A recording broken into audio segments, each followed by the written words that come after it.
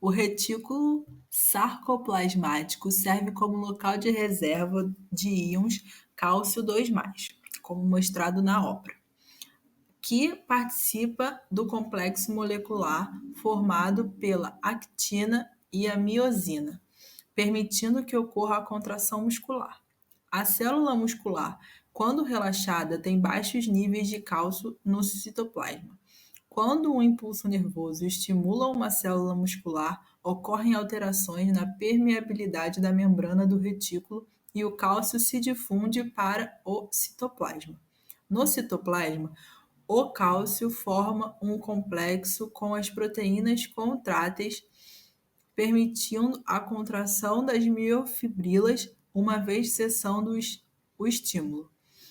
O sistema de transporte ativo do retículo sarcoplasmático é restabelecido e o excesso de cálcio 2+ é bombeado para o interior do retículo, cessando assim a contração muscular.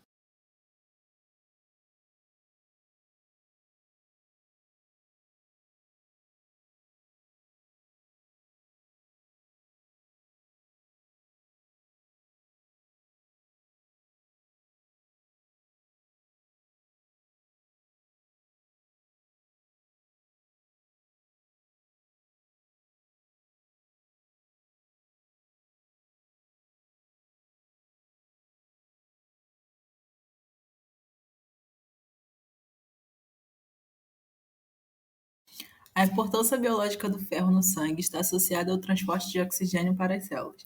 A hemoglobina, que é a proteína de transporte desse gás, está presente nos glóbulos vermelhos do sangue, que são os círculos vermelhos que temos na obra no canto superior direito. A capacidade da hemoglobina de se ligar ao oxigênio depende de uma unidade não peptídica chamada de grupo M, que é responsável pela coloração vermelha do sangue. Sua estrutura também encontra-se na obra aqui descrita. Assim como no canto superior esquerdo e no inferior direito, temos o elemento ferro como um recorte da tabela periódica e, respectivamente, temos o íon ferroso, que é o estado oxidado do elemento. É também a condição em que os átomos do ferro podem se ligar ao oxigênio. Uma vez feita a ligação, a hemoglobina é transportada pela circulação até chegar às células, onde transfere sua carga de oxigênio.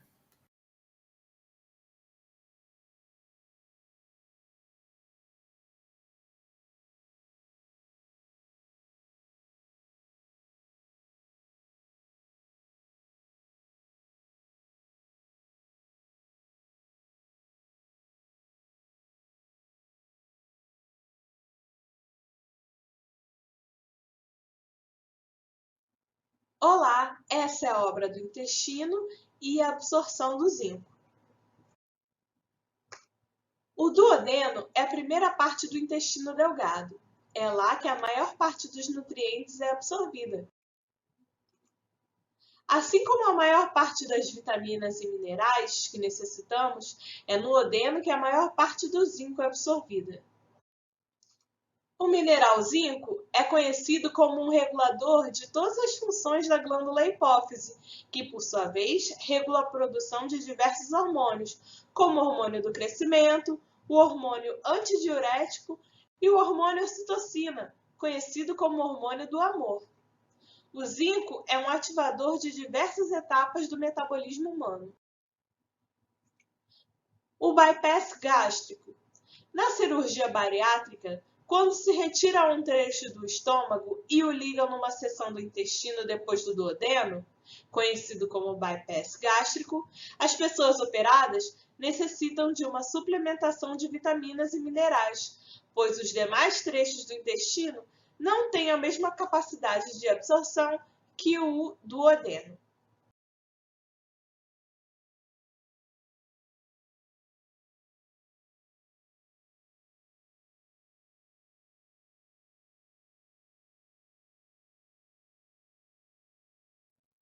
Olá! Essa é a obra do fígado e sua produção de bicarbonato. O fígado é o segundo maior órgão do corpo humano e a maior glândula, com cerca de 1,5 kg. Ele se encontra na cavidade abdominal, logo abaixo do diafragma. O fígado produz a bile, que é uma secreção responsável por emulsionar gorduras. Sua composição é basicamente sais biliares e bicarbonato.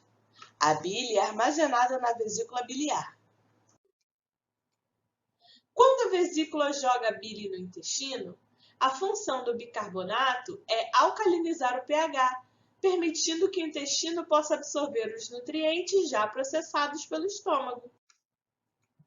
Os alimentos vêm da parte baixa do estômago com pH de 1,5 a 4,0 e entram no duodeno, a primeira parte do intestino, que precisa ter um pH de 7 a 8,5.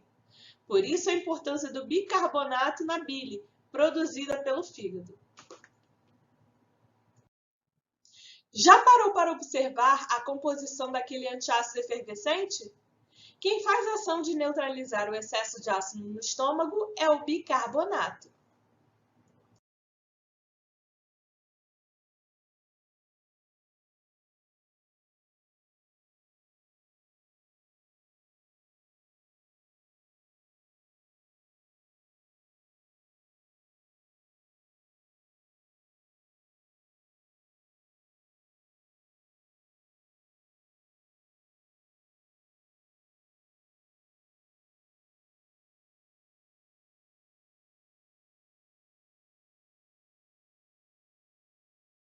O fósforo e os ossos.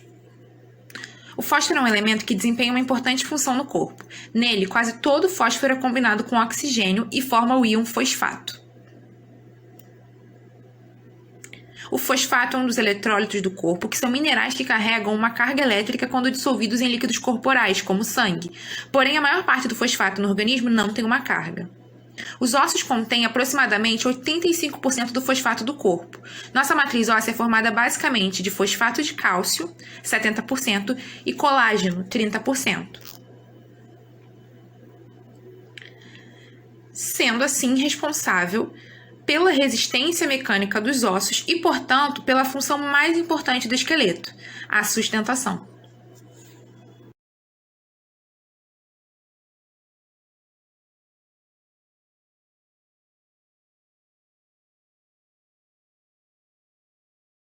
O oxigênio e os pulmões. A principal função do sistema respiratório é absorver oxigênio e eliminar dióxido de carbono. O oxigênio inspirado entra nos pulmões e chega aos alvéolos pulmonares. As camadas de células que revestem os alvéolos e os vasos capilares circundantes têm cada uma a espessura de apenas uma célula e estão estreitamente ligadas umas às outras. Esta barreira entre o ar e o sangue é extremamente estreita. Sendo assim, o oxigênio passa rapidamente através dessa barreira de ar-sangue até o sangue nos vasos capilares. Da mesma forma, o dióxido de carbono passa do sangue para o interior dos alvéolos e é então